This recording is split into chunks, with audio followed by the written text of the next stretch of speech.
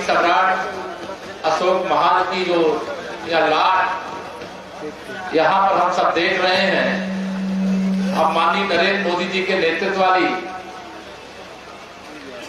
सरकार के माध्यम से जो नया संसद भवन बना है उसके शिखर पर भी ये लाट बना दी गई है। इसके लिए मैं सबसे पहले तो बधाई देते हुए मंच पर भारत सरकार की मंत्री, इस क्षेत्र की लोकप्रिय सांसद,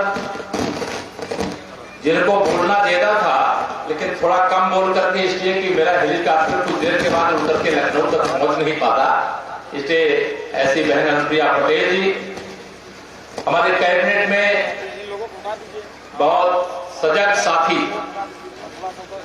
श्री आशीष पटेल जी, हमारे जिले के अध्यक्ष श्री ब्रजभूषण सिंह जी, हमारे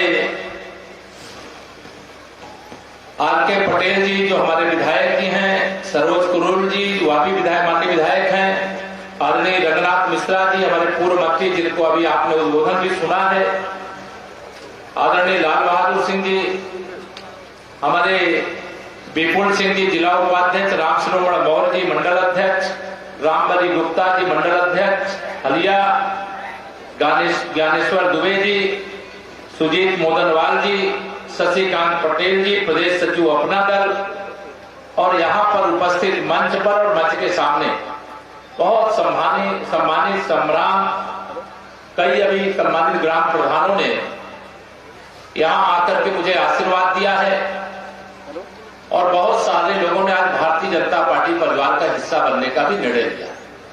मैं उन सबका हृदय से स्वागत करता हूं। और आप सब विपरीत मौसम के बाद, मैंने तो ये सोचा था कि मौसम खराब है, हेलीकॉप्टर लेकर के चलेंगे, ऊपर से घुमा करके देख करके आप सबको प्रणाम करके शायद जाना ना पड़ जाए, लेकिन यह भगवान तथागत की कृपा मानिए। और आप सबका जो स्नेह है, मेरे मन में भी था कि मैं आपके बीच में हर हाल में आऊंगा, तो आज मुझे आप सबका साक्षात दर्शन करने का सौभाग्य मिला। इस अवसर पर मेरे सभी बड़े बुजुर्ग, नौजवान दोस्त, माताओं बहनों, पत्रकार मित्रों, यह विधानसभा का उपचुनाव आए ऐसा ना कोई मानता था, ना जानता था और ना कोई चाहता था, लेकिन दैव कुछ ऐसी परिस्थितियां लाता है जिसमें हमारे लोकप्रिय विधायक भारतीय जनता पार्टी अपना दल गठबंधन से जो जीत करके गए थे, उनका दुखद निधन हो गया। रिंकी कौल जी जब विधानसभा का सत्र चल रहा था तो आशीष जी के साथ मेरे पास आई थी। मैंने उसी समय कहा था कि मेरा भी आशीर्वाद है और मेरी भी शुभकामना है। शायद उन्होंने सोचा भी नहीं होगा कि ऐसा दिन इस आयु में देखना पड़ेगा, लेकिन ऐसी परिस्थिति आई है जिसे हम सबको स्वीकार करना पड़ेगा। लेकिन श्रद्धांजलि के रूप में हम सब लोगों को, अगर राहुल कोल जी ने इस क्षेत्र की सेवा में कोई कमी नहीं रखी है, और हम भी आपको सरकार के अंदर बैठे हैं, सरकार में जिम्मेदारी निभा रहे हैं, प्रदेश में मैं भी हूं, आशीष जी भी हैं, केंद्र सरकार में अनुप्रिया जी हैं, डबल इंजन की सरकार डबल रफ्तार से इस क्षेत्र के विकास में कोई कमी न रह जाए, इसका हम लोग ध्यान रखेंगे। और आप सबसे आज यहां पर यही अपील करने के लिए मैं आया हूं कि 10 मई को भारतीय जनता पार्टी, अपना दल, निषाद पार्टी की जो एनडीए की प्रत्याशी के रूप में रिंकी कौल जी हैं, इनको कप प्लेट के सामने वाली बटन दबा करके भारी मतों से विजयी बना करके भेजना है। भेजेंगे? दोनों हाथ उठा कर बताइए, भेजेंगे? भेजेंगे। आप सबका आशीर्वाद बहुत जरूरी है। यहां सामने जो लड़ रहे हैं, मैं उनकी चर्चा नहीं करना चाहता, लेकिन अगर चर्चा नहीं करेंगे तो कुछ अधूरा रह जाएगा। जिस समाजवादी पार्टी के कारण से उत्तर प्रदेश विकास का गढ़ बनने की जगह अपराध का गढ़ बन गया, अराजकता का केंद्र बन गया, भूमाफियाओं का सबसे बड़ा सेंटर बन गया था, वह समाजवादी पार्टी को उत्तर प्रदेश की जनता जनार्दन ने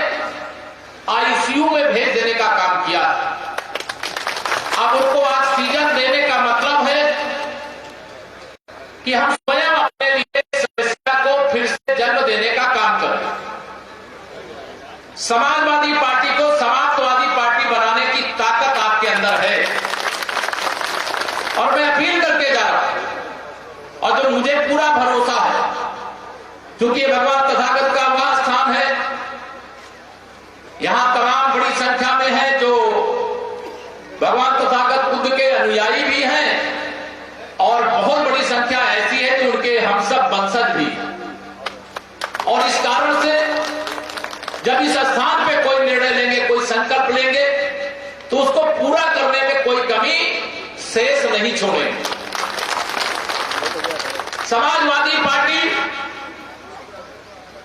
बाकी सब दलों का आंतरिक, जो सपा के अलावा जो हमारी विरोधी पार्टियां हो सकता है उनका इंटरनल उनको मदद करने का भी काम कर रहे हो, लेकिन उनको भी मालूम है कि समाजवादी पार्टी को ऑक्सीजन देने का मतलब अपनी सुरक्षा के लिए खतरा पैदा करना और अपने आने वाली पीढ़ियों के लिए भी सुरक्षा के लिए खतरा पैदा करना।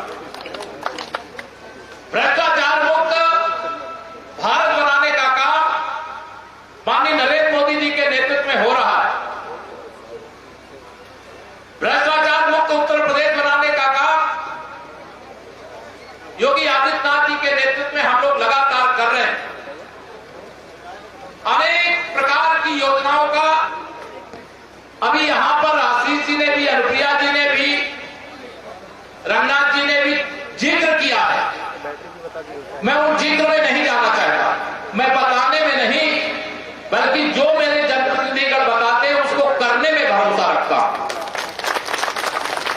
और जो भी विकास आपने देखा है उसके लिए मैं अगर एक लाइन में आप सबको कहूं, जो आप सब लोगों ने विकास देखा है वह तो झांकी है, अभी पूरी पिक्चर बाकी। आप सब लोगों से मुझे अपेक्षा भी है और विश्वास भी है, और मेरा भी सौभाग्य है। शायद मैं जब कोटार में नहीं आता तो भगवान तथागत के यहां पर दर्शन नहीं कर पाता,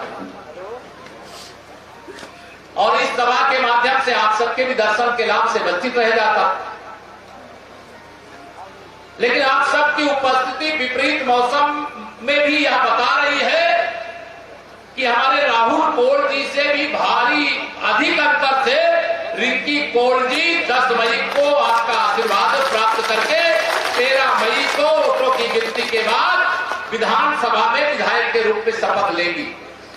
शपथ लेगी, दोनों हाथ उठा बताओ, शपथ लेगी। इधर इधर हाथ में उठा रहे, सब लोग आशीर्वाद दो। सबका आशीर्वाद चाहिए, और सबके आशीर्वाद की ताकत जब लग जाती है। समय कितना बचा है? आज 4 तारीख है, 4 तारीख आज बीत गई, 10 तारीख को मतदान है, और 8 तारीख को शाम 5 बजे प्रचार बंद हो जाएगा। कोई प्रचार के लिए आएगा अभी तो 8 तारीख की शाम 5 बजे तक आपके बीच में आएगा, लेकिन कोई आता है तो ना आवे तो आप सब भारतीय जनता पार्टी, अपना दल निषाद पार्टी की गठबंधन की प्रत्याशी के स्टार प्रचारक बनकर के यह 3-4 दिन का जो समय है रिंकी कोल जी को विजयी बनाने के लिए गांव-गांव जाकर के, घर-घर जाकर के पूरी ताकत से यह दिखा दीजिए कि उत्तर प्रदेश और मिर्जापुर भारतीय जनता पार्टी, अपना दल निषाद पार्टी गठबंधन का गढ़ था, है और रहेगा। यह आप सब लोगों से मेरी अपील, और मुझे पूरा विश्वास है कि अगर मुझे एक सौभाग्य प्राप्त है आप सबके आशीर्वाद से, मेरे भगवान की कृपा से, कि जहां मुझे चुनाव में प्रचार के लिए जाने का मौका मिलता है, वहां की जनता का आशीर्वाद जो वोट के रूप में नहीं मिलता, बल्कि वो बहुत जबरदस्त सपोर्ट करते हैं और फिर वहां विजय जरूर मिलती है। अब ये बात मैं बताता नहीं, ये बात तो बताने की बात है कि 13 मई के बाद पता चलता, लेकिन अगर आज मैंने बता दिया है तो आपकी जिम्मेदारी बढ़ गई। आप अपनी जिम्मेदारी निभाओगे, दोनों हाथ सब लोग उठा कर निभाओगे। 4 दिन का 5 दिन का समय लगाना है, और 10 तारीख को अपने जो मताधिकार है, मत का प्रयोग करना है। कई बार थोड़ा लोग आलस में आ जाते, उपचुनाव है क्या फर्क पड़ेगा। रिंकी कोल जी चाहे 1 वोट से जीते और चाहे 1 लाख वोट से जीते, ये विधायक तो बनी जाएंगी, लेकिन समाजवादी पार्टी के प्रत्याशी की जमानत जब्त कराना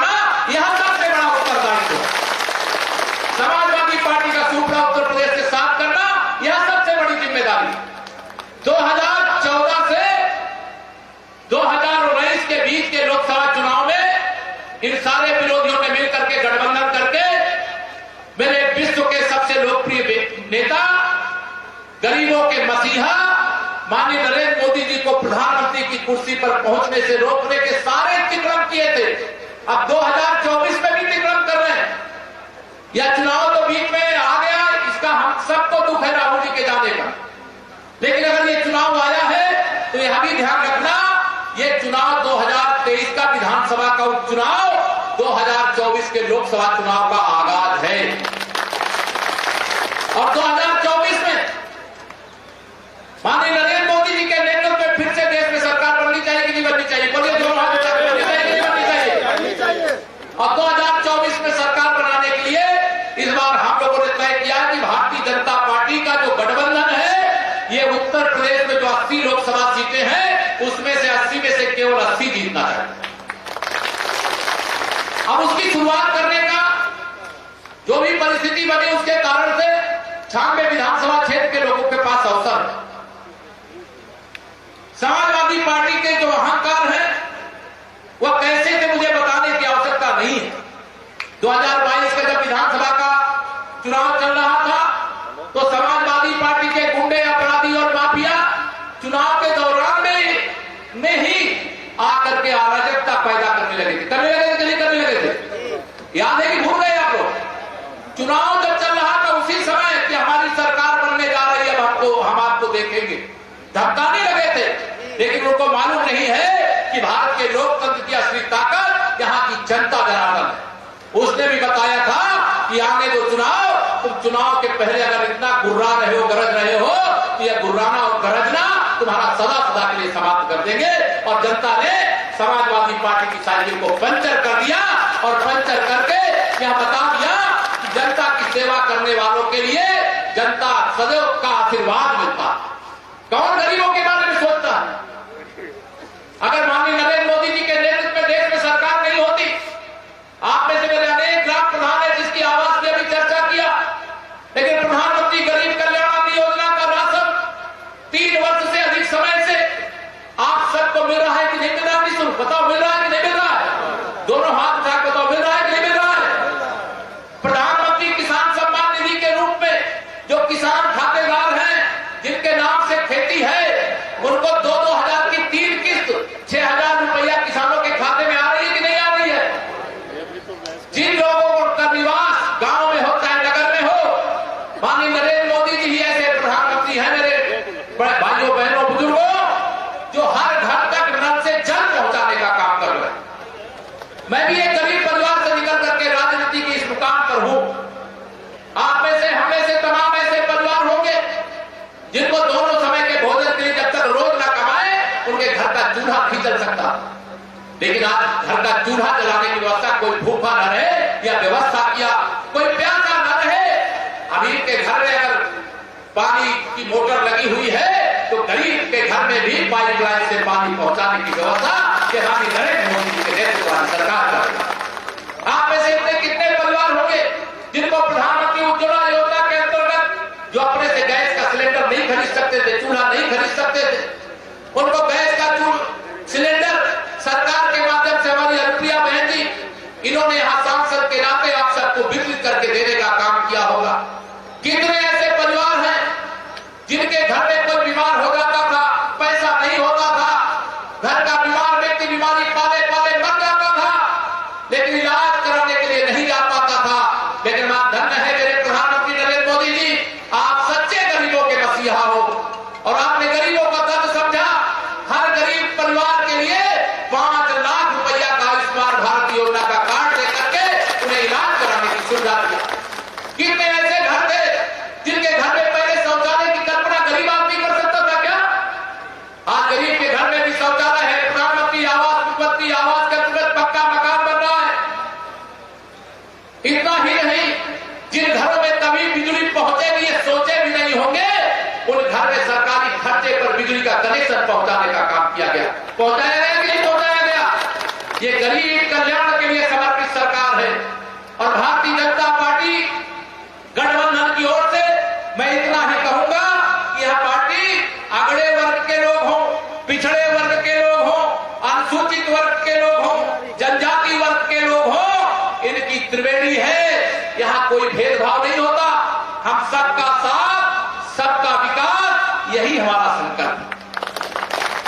और इस संकल्प के लिए अगर हम जो कह रहे हैं, अगर आपको लगता है कि कोई गलत बात नहीं कर रहे हैं, तो आप सबसे मेरा निवेदन है कि आशीर्वाद के रूप में रिकॉर्ड तोड़ देने का काम 10 मई को आपको करना है। और जब 13 मई को यहाँ का रिजल्ट निकले तो हमको भी लगे कि हम भी आए थे भगवान तथागत की धरती पर, उनका आशीर्वाद लेकर के जब आपसे प्रार्थना किए तो आपने मेरी प्रार्थना की लाज भी रखी है और सम्मान भी रखा। मेरे भाई बहनों, आप सबसे आगे कह करके मैं चूंकि अब फिर निकलने का समय हो रहा है, लेकिन ये जरूर जिलाध्यक्ष जी भी यहाँ पर हैं और हमारे सभी भारत सरकार के मंत्री और हमारे प्रदेश सरकार के मंत्री भी हैं, हमारे सभी विधायक और सभी यहाँ के ग्राम प्रधानगण हैं। मौका मिलेगा तो बीच में 13 मई के बाद आप सबका एक बार और आशीर्वाद लेने के लिए आना चाहूंगा। बुलाओगे? बिता करके, रिकॉर्ड बना करके, स्वर्गीय राहुल कोल से भी अधिक वोटों से रिक्की कोल जी को अपना आशीर्वाद दे करके, और अगर आप सब अनुमति दे तो आप सबकी ओर से अगर यहाँ पर माला है तो मैं बहन अनुप्रिया पटेल जी से ये कहूंगा कि रिक्की कोल जी को एक माला हम सब की ओर से, वो माला नहीं है, वो विजय की माला पहना दिया जाए।